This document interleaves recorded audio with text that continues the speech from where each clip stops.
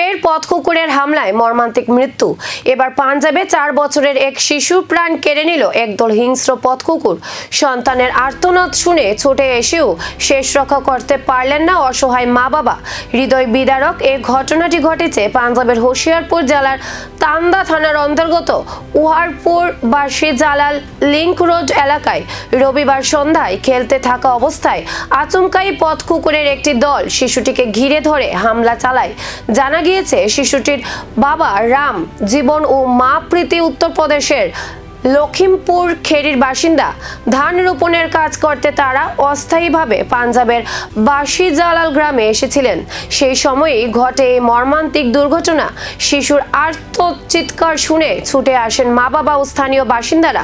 গুরুতর আহত অবস্থায় দ্রুত তাকে হোশিয়ারপুরের একটি বেসরকারি হাসপাতালে ভর্তি করা হলেও চিকিৎসাধীন অবস্থায় শেষ পর্যন্ত মৃত্যু হয় 4 বছরের সেই শিশুর। এই ঘটনার পর ফের সামনে এসেছে পথ কুকুরের বাড়তে থাকা আতঙ্ক। জনবহুল এলাকায় পথ কুকুর নিয়ন্ত্রণ নিয়ে সুপ্রিম কোর্টে মামলা এখনো বিচারাধীন। কিন্তু একের পর এক এমন মর্মান্তিক ঘটনা সাধারণ মানুষের নিরাপত্তা এবং প্রশাসনের ভূমিকা নিয়ে নতুন করে প্রশ্ন তুলছে।